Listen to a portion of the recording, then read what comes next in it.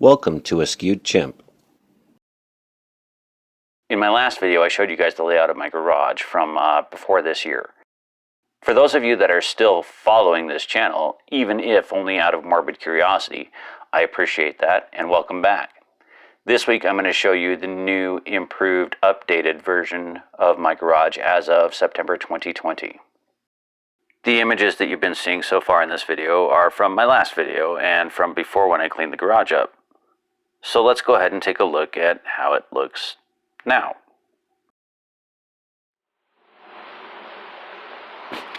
Okay, so I hope you guys can hear me. I'll find out in a little bit. In any case, this is the front of my garage now that I've gotten it kind of cleaned up. I spent a lot of the summer getting it cleaned up, and so the walkways are actually a little bit more clear. I don't know if you can see them as well, like over there and over there. You can kind of see that I've gotten it kind of cleaned up. I've still got a drill press in the middle of the wood pile, and the wood pile is, that is the wood pile, and my lights just went out. I'm hoping that the breaker didn't get tossed again. Anyway, we're going to start over here on this side, and I'll take you through it. Okay, so for part of this video, I just can't do much other than hold it by hand because I can't actually get my tripod to get in here and still show you the whole thing. But this used to be that pile of pine stumps and pieces of wood. Pine stumps, yeah, and a board of wood that was just sitting here kind of taking up the space. But I ended up giving away the 3 stumps. And that very same day that I gave away 3 stumps to a neighbor that wanted to use them to make natural pot holders out of, this baker's rack came up for free so in the neighborhood, so I ran and got it. And so I guess that was good karma and good juju.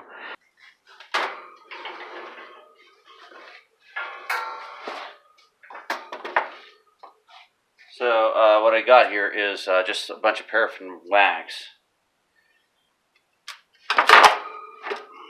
A giant thing of paraffin wax. There's some in here, and then a brush that broke that I've got.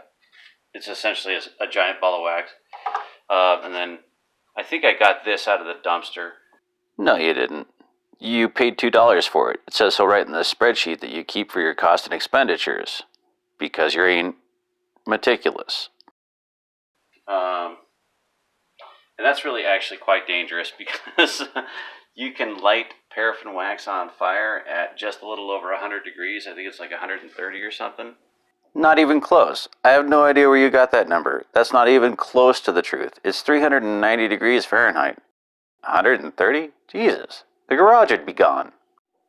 The point does stand, however, that it would be really easy to ignite this paraffin wax even at that temperature, especially if there's electrical current running through it and there's currently wax all over the connector. And this will easily get it that hot. And I've also got an electrical connection on this side, one of these, so it's not real well protected. So as the wax splatters all over the place, it's getting in there and stuff. This is probably on the more dangerous side of things. I need to replace this at some point, but I got it out of the dumpster, I think. So that's what I use to seal up all of my logs and stuff. Is that? So that's my paraffin wax rig, if you will. Okay, so the next thing I want to show you is the cans. So these are cans of shavings, and so you can see this one says, let me see if that's focused. There you go. Cherry wood from March 2015, which is in fact a bunch of cherry wood from March 2015. And the reason that I have all this is to use as filler on some of the large pieces of wood, which I will show you in a bit, that have massive cracks in them, and I might need to use it as filler or to use it to patch other small cracks or something along the way. And you can see from the other pictures that I have a lot of these. And so I've got another one of cherry. Here's some of walnut.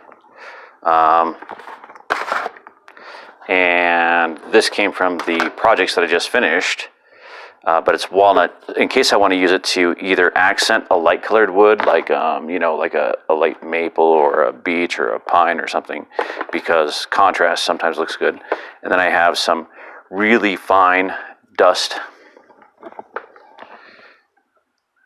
from, let me see if I can get some light behind that or open it for you. How about that? Yep, now you're thinking. Now you're cooking with gas. Some really fine dust in case I want to use that to patch up a real small hole in something. I have some of that in walnut. And then I have, same thing, some aspen shavings. And this is the really fine dust. I mean, this is from when I sanded it down and was doing some really meticulous work on it, the finishing work. So I can use that to fill in a lot of cracks. And it's a really fine powder. It's totally tiny, so I can do a lot with that, and that's actually kind of, I think, probably the better mousetrap. The rest of these shavings, I don't know if they'll actually work for what I intend or not, but we'll see when we get that far. And then I have things like this, which is a bottle of, I don't know if you can see that very well either. This is a bottle of burnt grass, and it's from a controlled burn that was managed by the Forest Service, by the way, not by me. I didn't go around lighting the grass on fire. What does it say about you that you felt you needed to clarify that, Jorge? Anyway, I grabbed this up and I pounded it into some pretty fine dust, and so I can use that to help accent some woods or to help patch something up. And it's still natural. I mean, not that it will be by the time I get done mixing it with glue and patching a hole, but it is what it is. It's grass, fine grains of burnt grass. And then I have a bunch of other crap of that nature on this shelf. So I wanted to show you the top shelf, which is my stereo, which a friend gave me. I believe they paid $5 for it at a thrift store, if I recall correctly.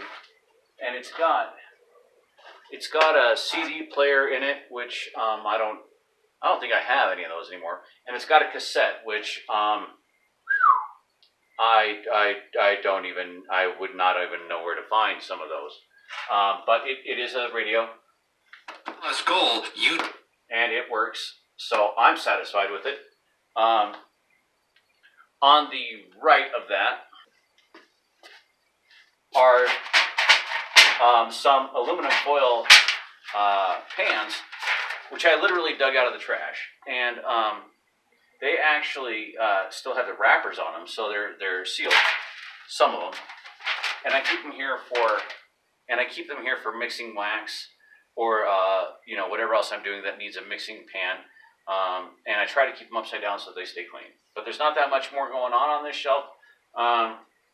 That's really it for this shelf.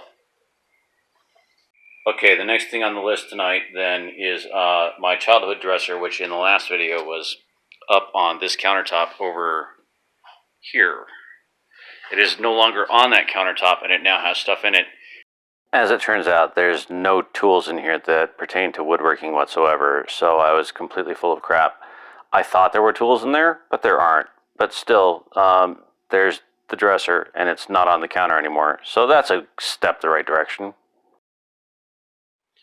Okay, so over here are some empty storage containers on the top. I know viewers love it when you jerk the camera around. Empty storage containers on the top. I've just got some burlap sacks and some shopping bags that are stored in here. Hatchets and saws, which I've acquired for the most part since becoming interested in wood crafting, and then just collecting from different places. My camping hatchet, but the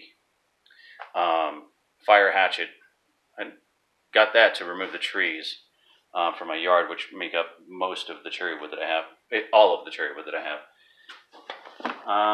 And just different saws.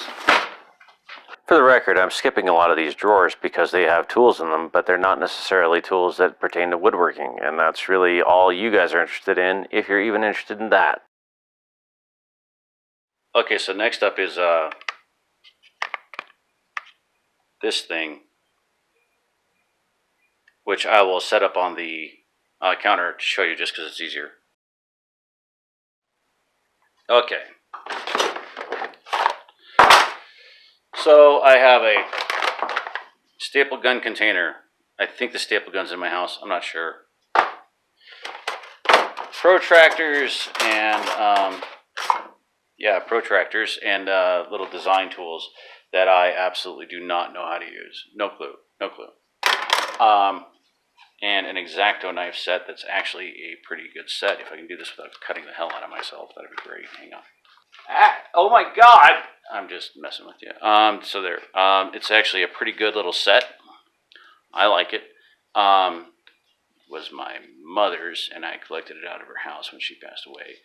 She was very artsy, very artistic. I'm not. It's a good little set, though. Good little set.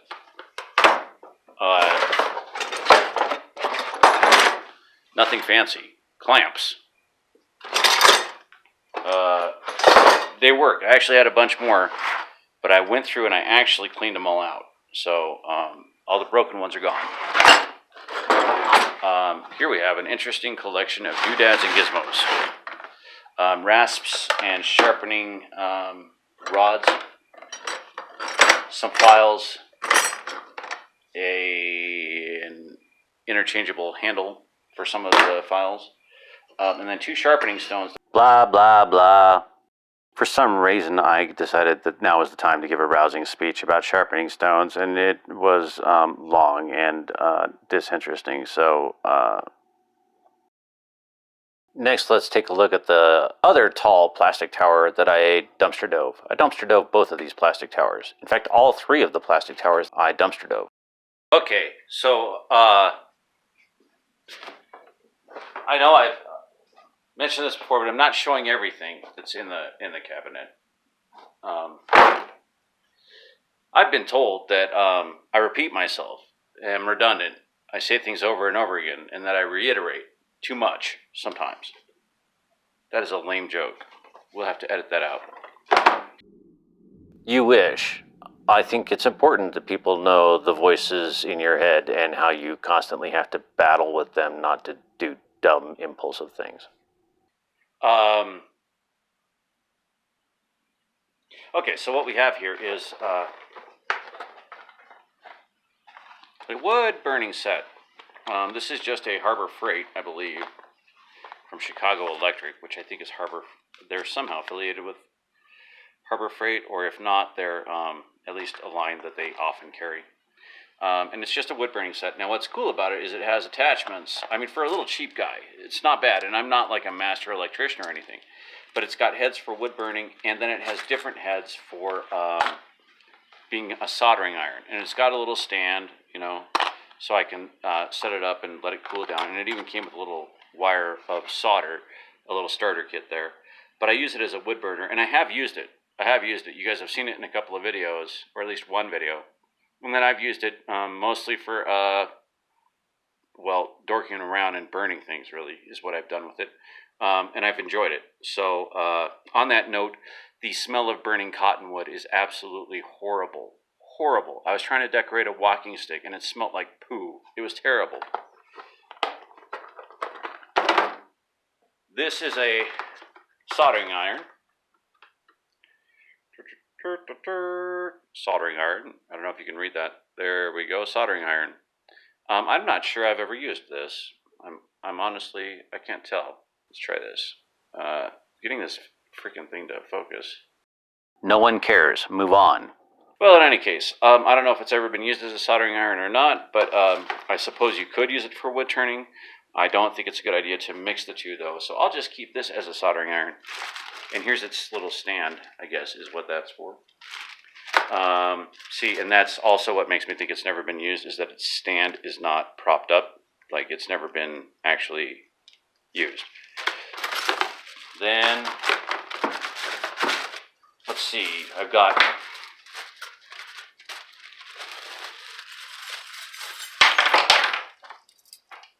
a bunch of, as I make a mess, weird old, different kinds of tweezers. And I'm not real sure where these came from. Actually, these may not be mine. These may belong to a friend of mine, because I don't remember acquiring these, but so they may be on loan. But they're different pairs of tweezers for different purposes, as you can see by looking at their heads. Now, part of this is because I do some fine work on some other projects that are not related to woodworking. And then at some point I would like to do some modeling or something, so I've got these, all these different tweezer sets available to me. And then I think these are forceps, where you lock them in place, and then it just keeps something clamped, and it's quite strong actually. So anyway, those can be. I should do it like that. See, and then focus, dude. Anyway, so that can be handy sometimes. Yeah. So.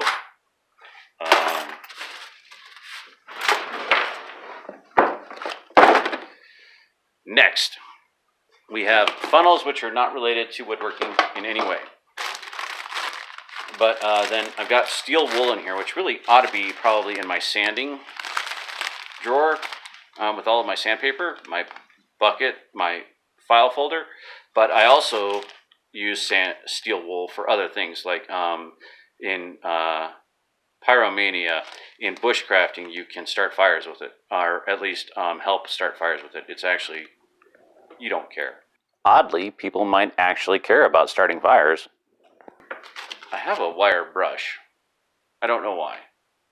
In this drawer, because this is usually my woodworking stuff, but that's where it lives. Well, let's get to that. And then brushes for putting on finishes and coatings and stuff. And then, of course, the tool of every mature male, sidewalk chalk. So I can just confess. Yes, I use it. I also use it in woodworking, by the way.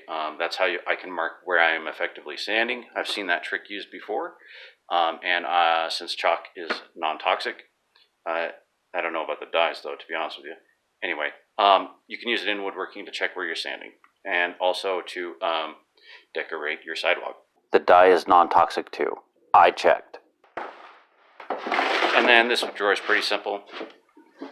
Just gloves. Don't make more work for me over a car. And then, so that's going to have to be edited. You do it. And then this drawer is pretty simple. Just goggles and gloves for woodworking if I need to. Now, I don't use gloves when I'm anywhere near the lathe. I might use rubber gloves at some point, since I'm able to break rubber gloves if I really try, and since they're smoother. But these kinds of gloves I would really strongly recommend not using on a lathe, as I'm sure everybody's probably aware of, but you never know. Oh, and on that note, I do also have that, which is a face shield. Well, that is a face shield underneath the bag so it doesn't get dusty in case I need a face shield. So I've also got that for eye protection. Okay, next in the garage is the sharpener.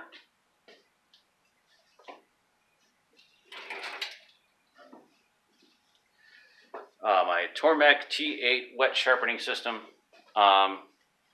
With its grinding, it's got its sharpening block here. Oh, I moved this closer on you.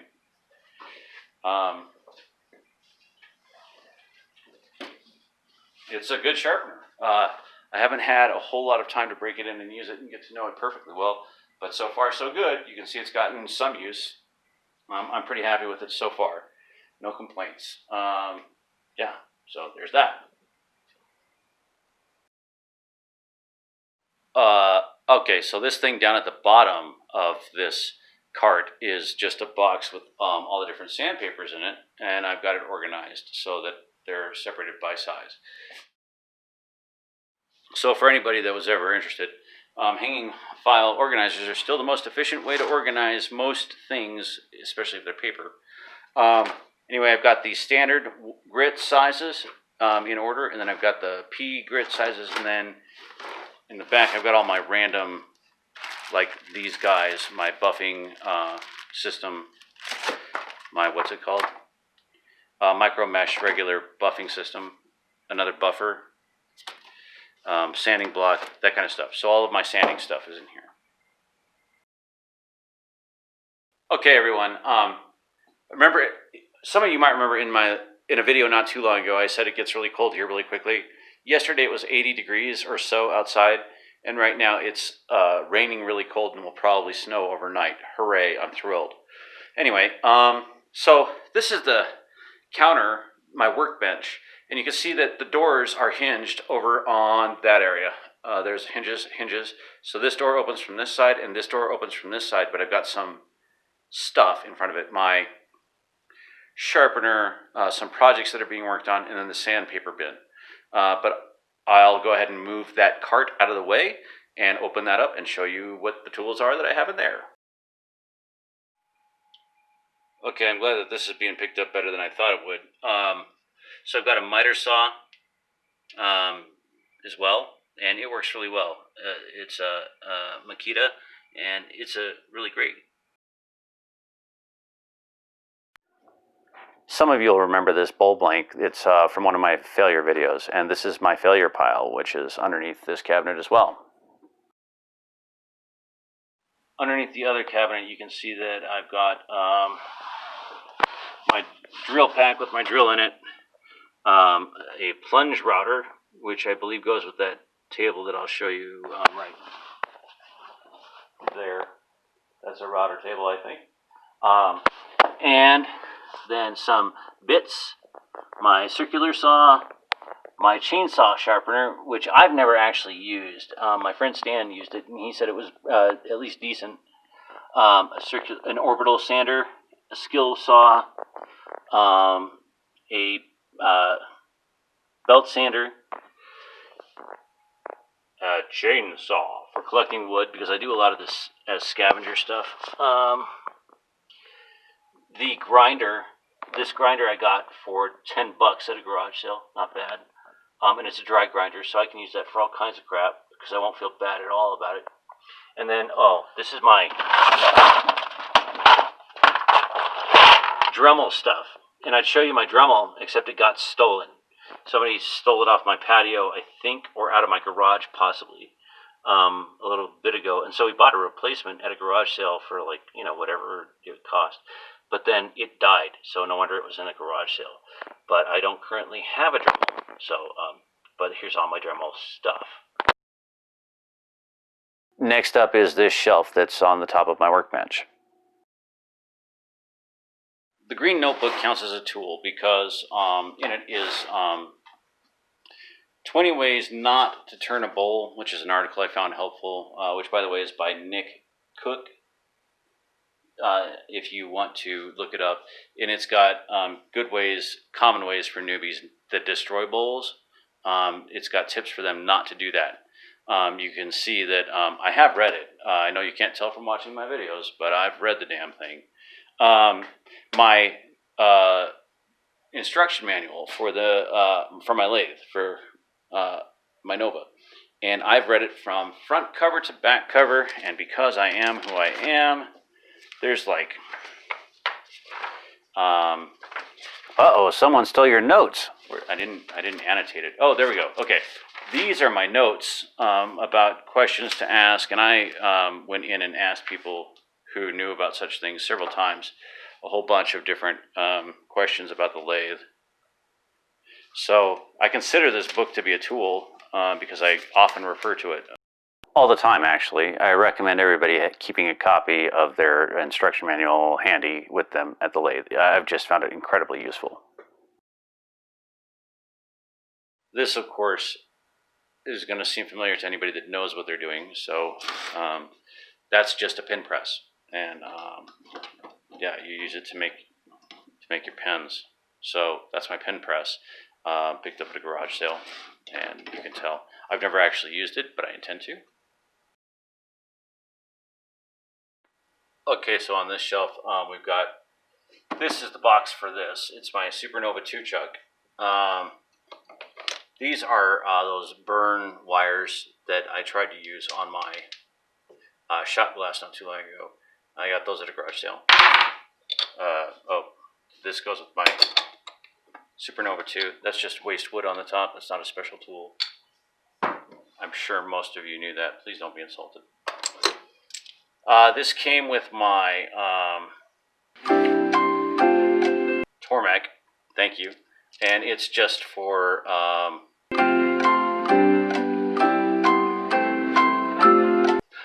this is for this is the straight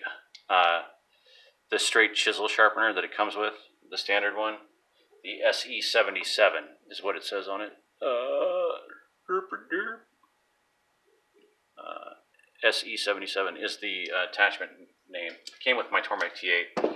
I don't use my straight chisels enough to really merit that, but I'm glad I have it if I do. And then my truing tool, my truing and dressing tool to make sure that the stone on my sharpener comes, stays clean and flat.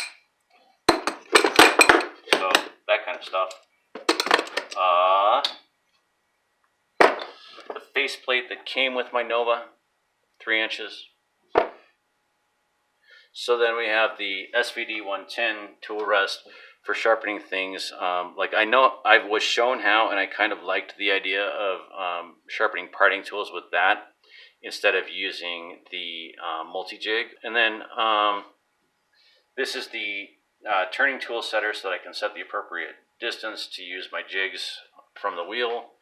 The multi-jig for using for sharpening skews and parting tools and things of that nature. And then the SVD 160 for sharpening gouges. So that's that. And then I've got the base oil for, I've got the honing compound from my Tormek. I've got the leather honing wheel oil, which goes underneath the honing compound in order to make sure that I keep it moist. My beeswax for finishing, which you've seen me inappropriately use a number of times. That's it for this shelf. Okay, on the bottom shelf, we just got this, which is my chisels. It's a crown tool set. I think I got this for 20 bucks, if I recall correctly. When I bought my lathe, the guy that had the lathe had barely used the tools, sold to me for 20 bucks. Good deal, good set. I'm happy with it. I wanted to show you guys my pegboard, which I'm so proud of.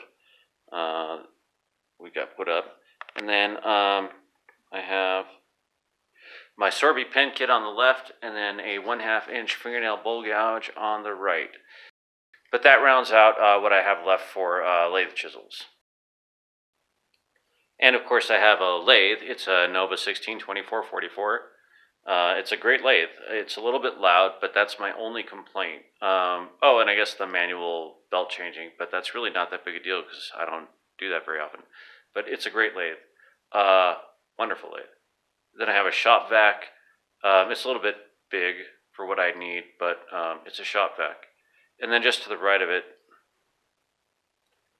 I have halogens, which I can use to help me see inside of my projects and stuff. But I have to be really careful with them because A, they're very hot, and B, they drain a lot of power out of the garages. So I just need to be aware of that. But yeah, there we go. I wish I could show you this at something more of a normal angle, but it is what it is. I can't really get in here all that well. But that's my router table that goes along with the router that I showed you earlier, which is under my workbench. But that is the router table, and one day I hope to get it set up and use it. I just want to give a quick shout out. I had a router table, and it also got stolen, much like my Dremel, off of either my patio or out of my garage. I'm not sure which.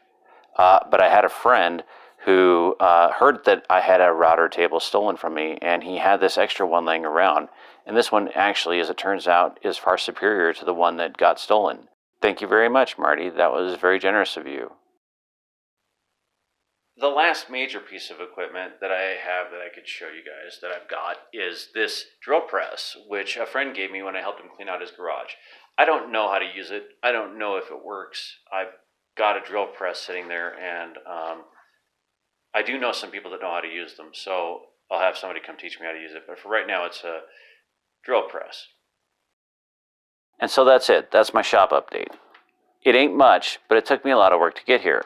I do have some other odds and ends, but not very many, and they're not all that pertinent to what we're talking about anyway. At some point in the future, I would like to get my hands on a bandsaw and things like calipers. And of course, I need additional chucks and I need additional skews and gouges. I'd love to put a solar panel and battery in this garage so I wasn't constantly worried about popping the breaker. And of course, at some point, I'm going to need an awful lot of epoxy. But for right now, I've got a good home, a lathe, some chisels, and a stereo. What more could a chimp want? See what we got here. Buddy, you're an old man, poor man, pleading with your eyes, gonna make you